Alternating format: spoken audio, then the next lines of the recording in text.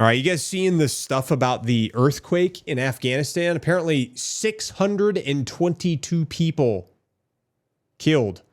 Hundreds are missing while over 2,000 people are injured.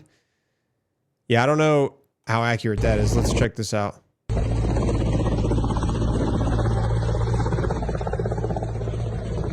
Kind of blurry, but it is what it is. That's super blurry. Wow. Yeah.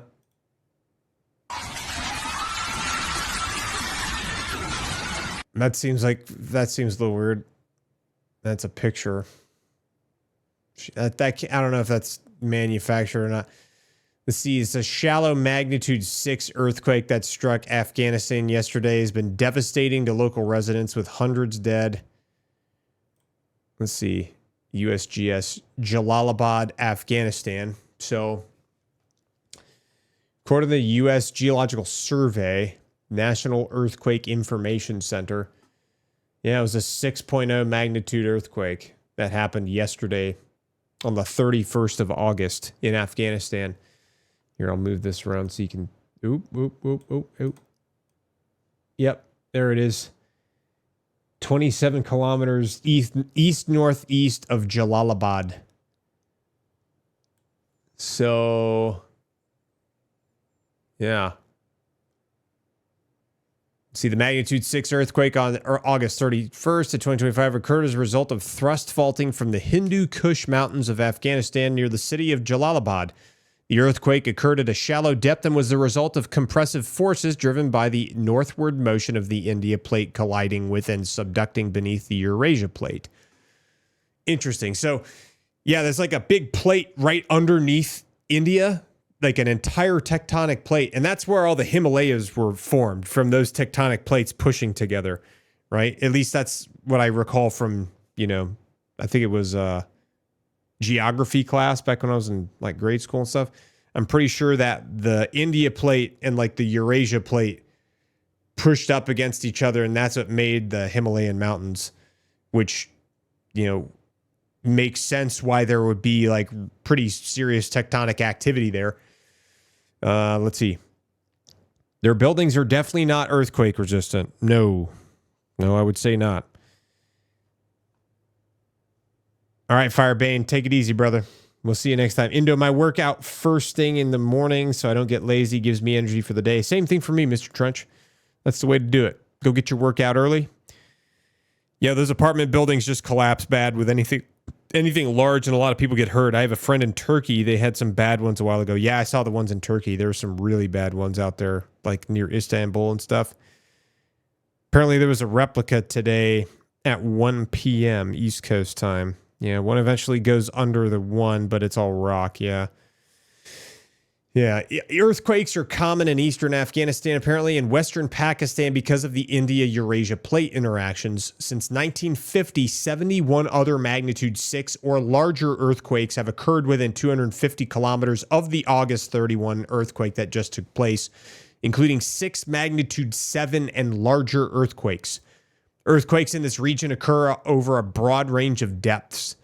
North of the August 31 earthquake, a region of seismicity, which includes each of the noted magnitude 7 earthquakes, produces earthquakes at moderate depths of 100 kilometers or deeper. These earthquakes likely occur within the subducted India plate. Interesting. The earthquakes that occur at shallower depths occur within the Eurasia plate. Given the predominant building styles in the region, all these earthquakes can produce extensive damage. We were literally just talking about that. Given the predominant building styles, which are like clay, basically, it's not anything advanced. There's not like rebar or a bunch of like shock absorber technology. I mean, it's pretty rudimentary technology, right?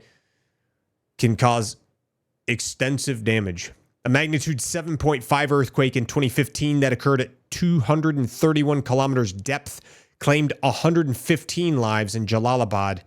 Similarly, considerably smaller yet shallower earthquakes of magnitudes 5.5, 5.1 in 2013 and 2022, respectively, each caused around 20 fatalities in Jalalabad. Okay, well, not good. Not good. Let's see if this actually plays out, okay? Okay, so it started right here. So they probably felt it. They probably felt it in Iran and hell, even Iraq. Probably parts of China, Kazakhstan, all these places, and India. They could probably definitely feel it. Oh, wow. So apparently 800? Just is rising, and it's still unlikely to know the exact death toll because, as you say, the area is so remote, and there is also flooding in the area. There was flooding there a few days ago, which has impacted more than 800 people to get to the most needy. Interesting. The flooding look at happened that. 2 days ago before the earthquake, and this is affected also. But also there was landslide, and the road to that area normally is difficult to access even in the normal situations. Mountains area where the earthquake hit. So, yeah, that's the dude. It's so rural in some of these places too, man. Like, it's such a rural location. There's like, I don't know. I mean, like, there's not any like emergency responders that can just like, hey, we're here to help put your house back together. Like, if your house gets wrecked by an earthquake and you're in a remote area, you're just like cooked. You just have to figure it out, like. So accessible to the area is difficult. Not everyone is able to go there. And it's really difficult for the people who still in some areas where we are not able to reach out to them. So as you say, you're waiting for the helicopters to try and evacuate as many people out of the area and those trapped. I wonder if those helicopters, like old helicopters that the U.S. left behind, that the Taliban's using. The other problem is that many of the houses are mud brick houses, and so there are people still trapped under the rubble. Oh, yeah, that's not good. This is the current situation there. So far, the information about more than 800 have been killed by this earthquake, more than 2,500 injuries. Then the team is still going for the assessment and our team at field level. So even the number keep. Okay, so this guy's name is Ibrahim Ahmed, who's part of the Islamic Relief Worldwide. Increasing. We are not sure if we already able to reach to. I mean, look at these dudes' house, man. It's made of like, clay and rock and like mortar. Like it looks like it was hand built, like with like dried clay, like mud. You know what I'm saying? Like, I don't know what a house like that is not going to survive. There's probably no infrastructure, like there's no way. These areas still, there are people under rubble. Still, there are areas which no one sod house, yeah. These areas. So for us, what we are trying to do, what we are trying to support with the UN and other NGOs, local organization on ground, is first to provide the health services, and then the second thing. Yeah, that whole place is just the size of this ruined, dude. The people, they were in a very devastating situation, economic situation, countries affected by the climate change, drought, displacement, returnees, and then this fund shortfall with all organizations in the region where we are not able to provide assistance to the current situation. Now, after that, we have the returnees recently in the same area, as there are a lot of returnees in Nangarhar, Jalalabad, Kona. I mean, even like their stretchers, like their stretchers are like beds. They're using like old wooden frame beds to like as a makeshift stretcher because that's all they've got. Earthquake which hit recently. Yeah, Ibrahim, I have about a minute left, but I just wonder, what is it that you now need most from the international community? These people, they are vulnerable, so what they need first is the health support. So there are a lot of clinics, they are closed recently due to the fund shortfall. In Afghanistan, more than 412 clinics closed recently. The clinics damaged by this problem. And the people now. Yeah, there's here's another one, another video of it. I mean, look at this. Everything is just made of mud and clay. That's why it's like all caked in this brown stuff. You know? I mean, it's just a bunch of dudes in sandals. They don't really have any type of like emergency response. If there's people buried under the rubble, it's just up to these local dudes to dig them out.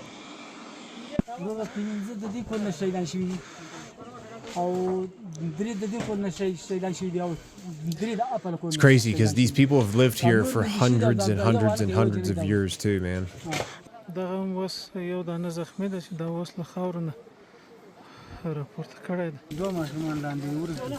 It's such a limestone, rocks, mud, and cows. So I never went to Afghanistan. Never had the chance. We tried, or we wanted to, of course, because all of our guys wanted to, but I never had the chance. I've only ever been to Iraq and Syria, and I went in 2023, long after there was nothing else happening there. So, I mean, there was stuff going on, like there were some drones hitting bases, and there were some rocket and mortar attacks and some bases in Syria and stuff like that, but never on any base that I was on at any given time. But like shortly after I left, it got way crazy because I left right before October of 2023, which is when, the October 7th attack happened in Israel. And then my replacement who was out there, they were getting hit by drones like constantly throughout the whole time he was out there. So it was a little crazy at that point. But before then, it was relatively, I would say, calm-ish, as calm as it's going to be for the region. Still inherently dangerous, but not as dangerous as it became after 2023 in October. Well,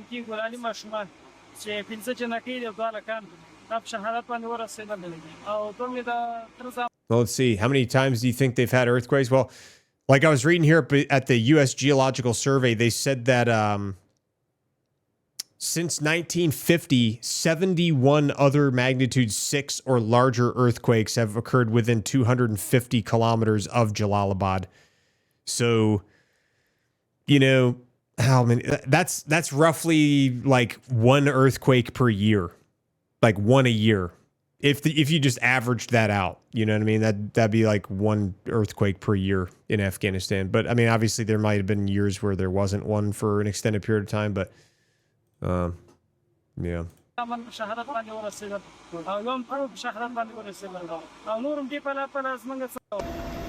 mean, look at this.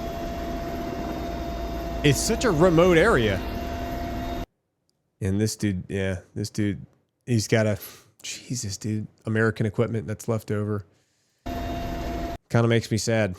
That's an old, it looks like that's a 240 that's got the spade grip on it, based on the way it looks, I think.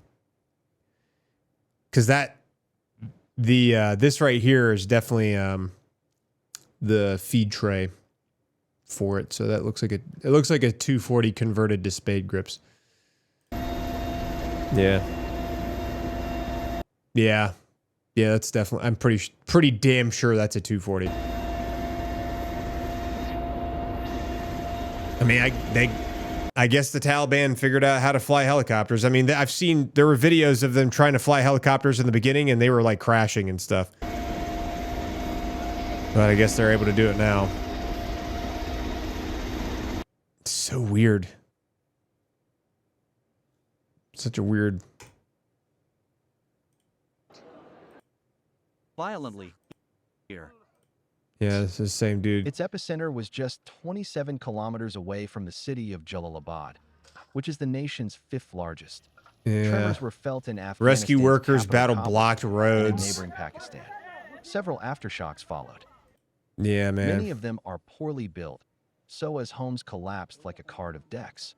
Masses of people were a cart of decks. This is definitely like AI translation, probably, but anyway,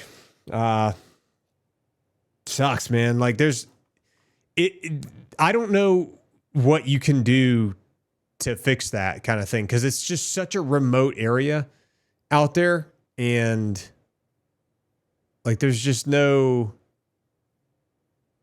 I mean, especially since like it's the Taliban running everything, like, dude, good luck, man.